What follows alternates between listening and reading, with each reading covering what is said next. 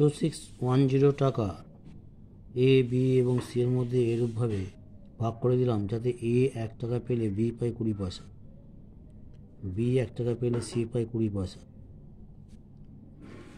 তাহলে সি এর টাকার পরিমাণ কত?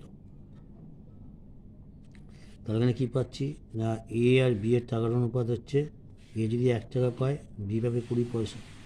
1 টাকা সমান সমান 100 পয়সা, তাহলে 100 পয়সা ইস্টু 20 পয়সা, এটা হচ্ছে তাদের পয়সার রেশিও।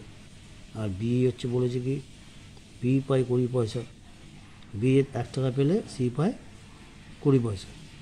বি এর 1 টাকা মানে 100 পয়সা আর সি এর 20 পয়সা, বি সি এর রেশিও হচ্ছে এটা। ঠিক আছে, এখানে লিখে দিয়েছি। এবার এই দুটো রেশিও থেকে একটা রেশিও বানাবো, A is to B is to C. কী করে বানাবো না, এ ইস টু বিকে প্রথমে বিকে সমান করবো, বি এখানে 20 আর এটাতে বি 100, তাহলে 100 আর 200, 100 আর 20 লসও কত বেরোবে, 100ই বেরোবে।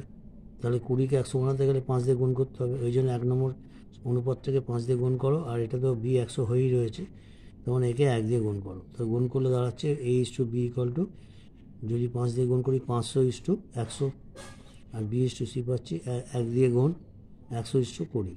তাহলে A is to B is to C পাচ্ছি কত, 500 ইস টু 100 ইস টু 20, এটাই।